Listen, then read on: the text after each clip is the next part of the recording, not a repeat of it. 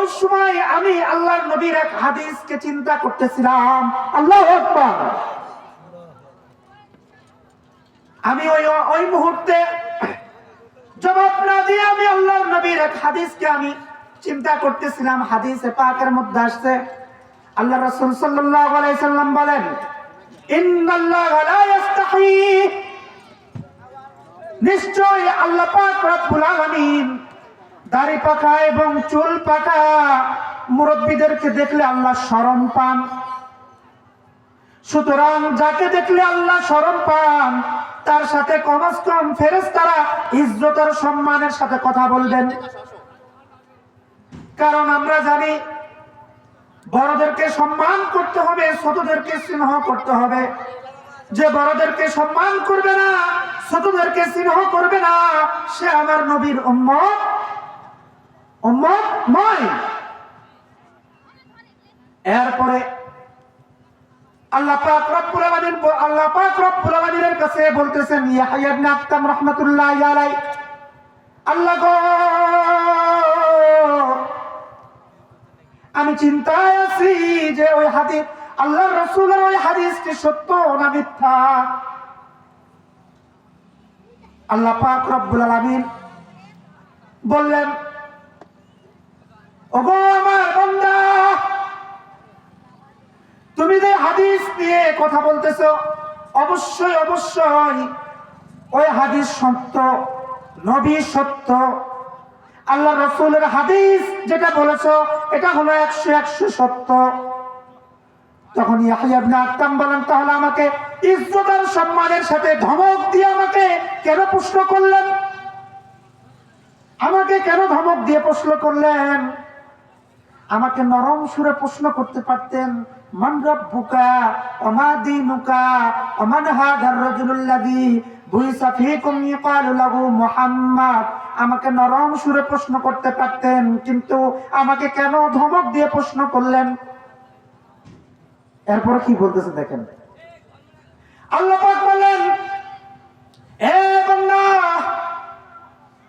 তুমি যে অরিজিনাল ভাবে তুমি মুরব্বি নয়, তুমি দাড়ি এবং চুল কৃত্রিম ভাবে তুমি হলো পাকা বানাইছো, যার কারণে ফেরেশতারা তোমাকে ধমক দিয়ে প্রশ্ন করছে, নয়তোবা তোমাকে কিন্তু সম্মান দেখায় প্রশ্ন করতো। আল্লাহু আকবার। দেখছেন? এরপরে আল্লাহ পাক রব্বুল আলামিন ইয়াহইয়া ইবনে আখতাম রাহমাতুল্লাহি আলাইহিকে জিজ্ঞাসা করতেছেন, ইয়াহইয়া ইবনে আখতাম রাহমাতুল্লাহি আলাইহিকে জিজ্ঞাসা করতেছেন, হে ইয়াহইয়া, তুমি কেন কৃত্রিম ভাবে তুমি দাড়িকে পাকা করলা, মাথার চুলকে পাকা করলা কৃত্রিম ভাবে?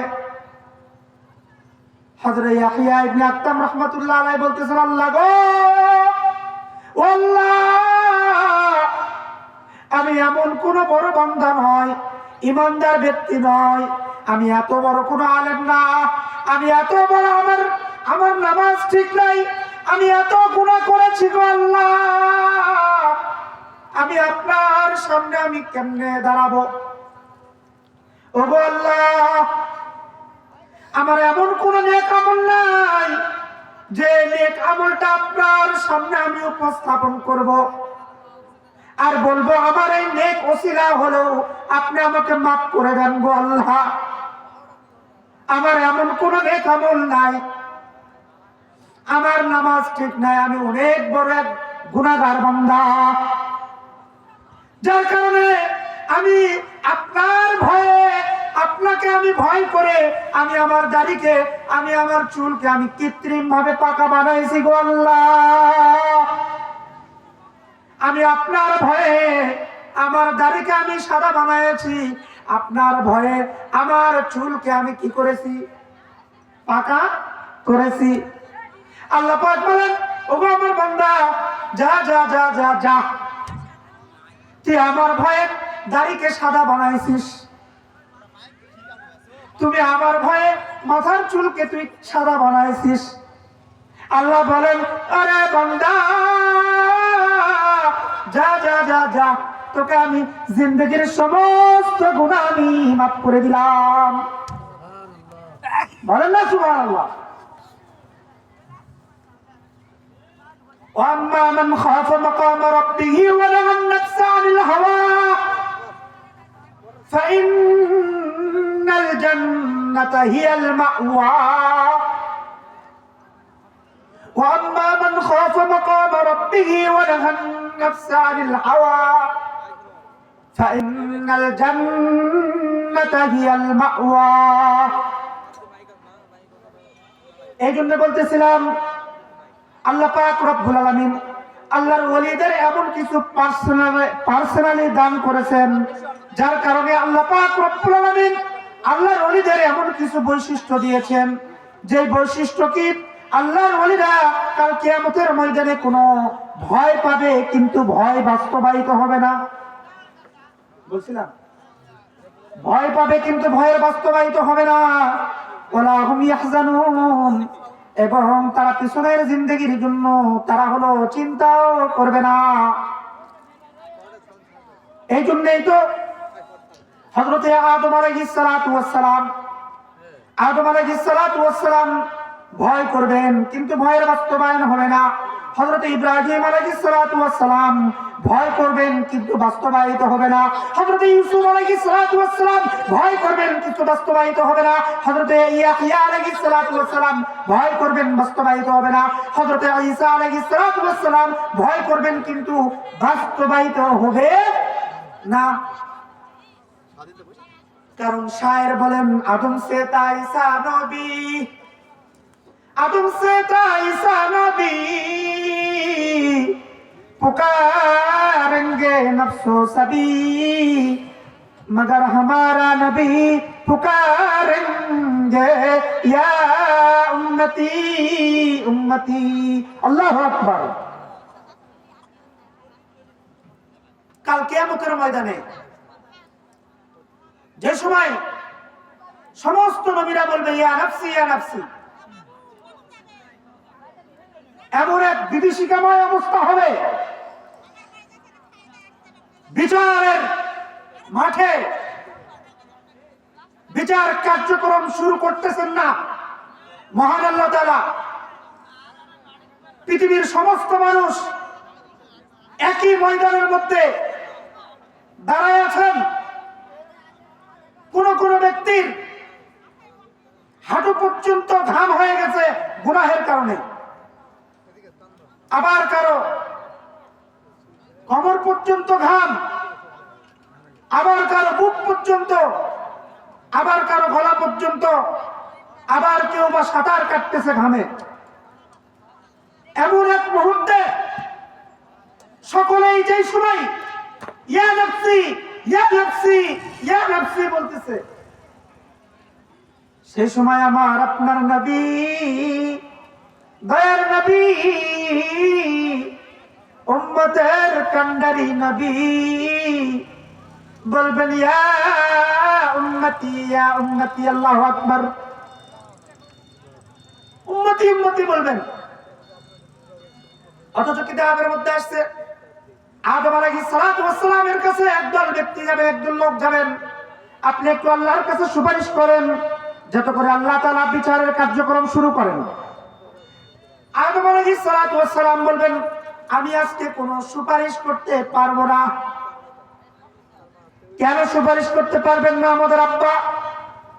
কারণ আল্লাহ পাক রব্বুল আলামিন আমাকে এবং হাওয়াকে সৃষ্টি করার পরে জান্নাতে রেখেছিলেন, আর বলেছেন ওয়ালা তাকরাবু হাযিহি শাজারাতা ফাতাকুনা মিনাজ জালিমিন, আর বলেছিলেন তোমরা জান্নাতে খাও দাও ফুর্তি করো যেখানে ইচ্ছা সেখানে যাও, কিন্তু খবরদার খবরদার তোমরা হলো ওই যে গন্ধম গাছের নিচে যাবা না, ফল খাবা না।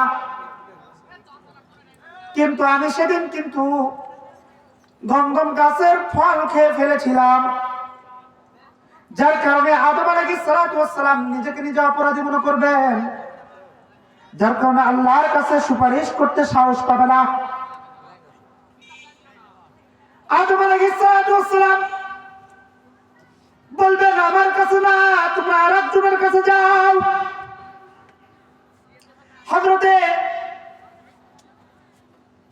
হযরত মূসা আলাইহিস সালাতু ওয়াস সালামের কাছে যাবেন।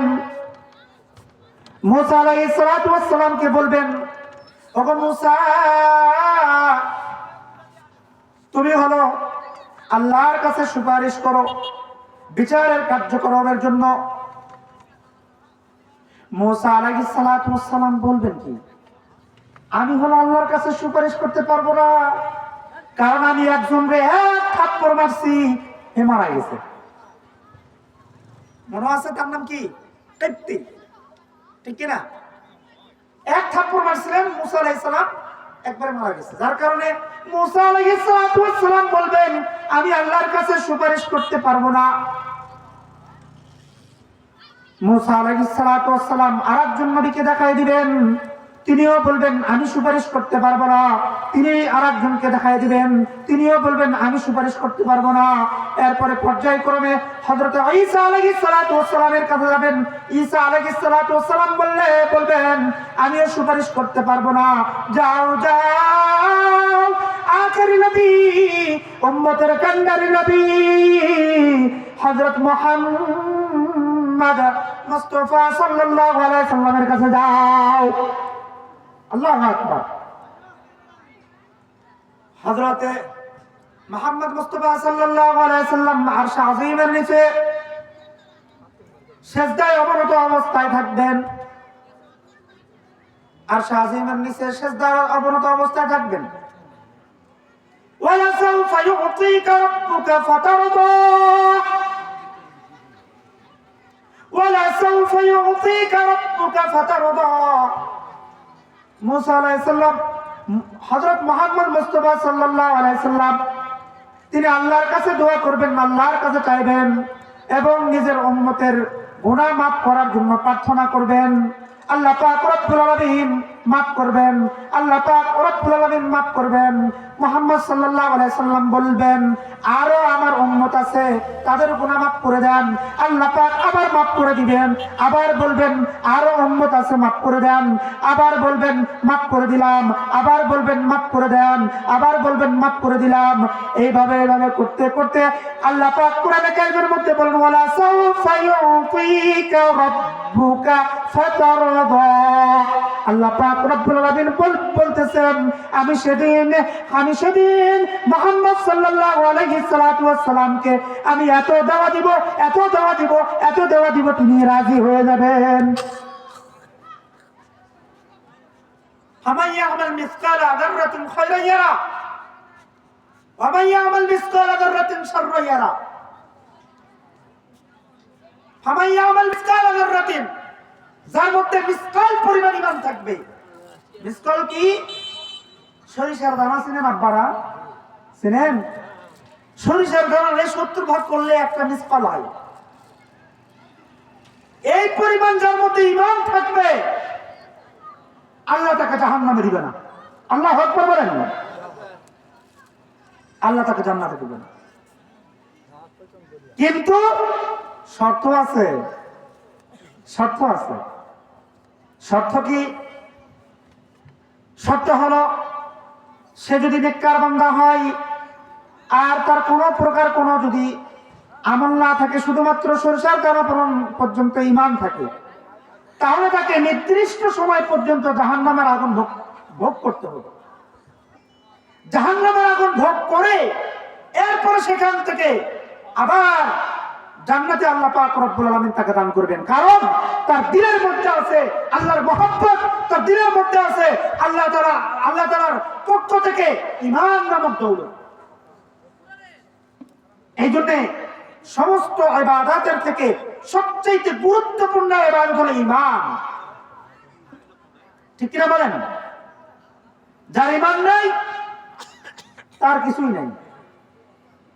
যে ব্যক্তির ঈমান নাই সে ব্যক্তি যদি হাজারো নামাজ পড়ে, হাজারো যাকাত দেয়, হাজারো যদি হজ করে, আর যদি মাঝে মধ্যে কোরআনের বিপক্ষে কোনো কথা বলে, আল্লাহর কসম ওই ব্যক্তির মধ্যে ঈমান নাই, সে কাফের।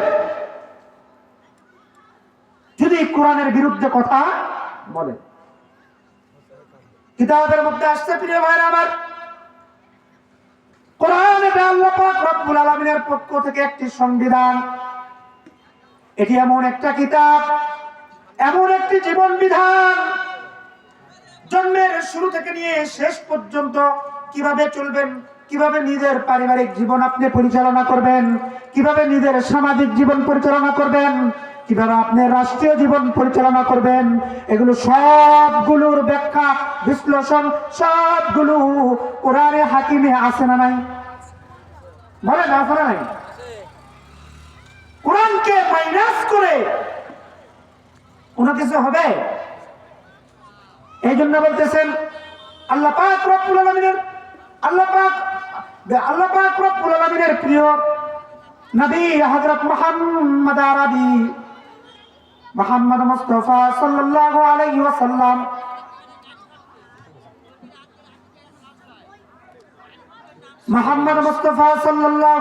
ওয়াসাল্লাম তিনার কাছে যে কিতাব অবতীর্ণ করেছেন, তৎকালীন সময়ে ইহুদি নাসারা খ্রিস্টানরা তারা হলো এই কোরআনে হাকিমের কিছু অংশ মানত আর কিছু অংশ মানত না। যার কারণে আল্লাহ পাক রব্বুল আলামিন বললেন যে তোমরা হলো মুসলমান হলে তোমরা পরিপূর্ণভাবে মুসলমানের শরীর ইসলামের মধ্যে তোমরা দাখিল হয়ে যাও। তাহলে আমি আলোচনা করতেছিলাম যারা আল্লাহর ওলি হবে তাদের লা খাউফুন আলাইহিম, তাদের কোনো ভয় নেই। সামনের মঞ্জিলগুলোতে ভয় নাই, কবর, হাসর, ফুলসিরাত, মিজান, এই মঞ্জিলগুলোতে আল্লাহর ওলিদের কোনো ভয় নাই। ভয় পাবে কিন্তু ভয় বাস্তবিত হবে না। যেমন হযরত মুসা আলাইহিস সালাতু ওয়াস সালাম সাপ থেকে ভয় করেছিলেন, কিন্তু সাপ কি তাকে দংশন করছিল না? আল্লাহ বলছিলেন লা তাখাফ, হে মুসা ভয় করো না, খুযহা, তুমি এই লাঠিকে ধরো। খুযহা মানে সাপকে ধরো, ধরার সঙ্গে কি হয়ে যাবে? লাঠি হয়ে যাবে। সম্মানিত উপস্থিতি, যুগে যুগে আল্লাহ পাক রব্বুল আলামিন নবী রাসূলদেরকে প্রেরণ করেছেন। কারণ কি? গোটা পৃথিবীর মানুষকে, আল্লাহ ভোলা মানুষদেরকে আল্লাহমুখী করার জন্য, দিন ভোলা মানুষদেরকে দিনমুখী করার জন্য আল্লাহ পাক রব্বুল আলামিন তিনি হলো নবী এবং রাসূলদেরকে প্রেরণ করেছেন। কিন্তু সম্মানিত হাজিরিন, আল্লাহর নবী আসার ধারা বন্ধ হয়ে গেছে, নবী রাসূল আসার ধারা বন্ধ হয়ে গেছে। কিন্তু এই নবী রাসূলদের দায়িত্ব আল্লাহ পাক রব্বুল আলামিন অর্পণ করে গেছেন উলামায়ে কেরামদের উপর। কারণ আল্লাহর নবী সাইয়্যিদুনা রাসূলুল্লাহ সাল্লাল্লাহু আলাইহি ওয়াসাল্লাম ইরশাদ করেন, ইন্নামাল উলামা ওয়ারাসাতুল আম্বিয়া। আল্লাহর নবী সাইয়্যিদুনা রাসূলুল্লাহ সাল্লাল্লাহু আলাইহি ওয়াসাল্লাম ইরশাদ করেন, আল্লাহর নবী সাইয়্যিদুনা রাসূলুল্লাহ সাল্লাল্লাহু আলাইহি ওয়াসাল্লাম বলেন, নিশ্চয় উলামায়ে কেরাম নবীদের উত্তরসূরি, নবীদের ওয়ারিস। সুতরাং উলামায়ে কেরামদের সুহবতে থাকতে হবে, উলামায়ে কেরামদের কথা অনুযায়ী নিজের জীবনকে পরিচালনা করতে হবে। কারণ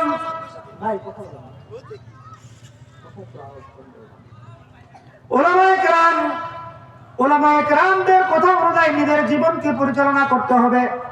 যদি আমি আপনি উলামায়ে কেরামদের কথা অনুযায়ী নিজের জীবনকে পরিচালনা করতে পারি, ইনশাআল্লাহ ইহকাল শান্তি এবং পরকাল শান্তি, উভয় জাহানে আমরা শান্তি লাভ করব।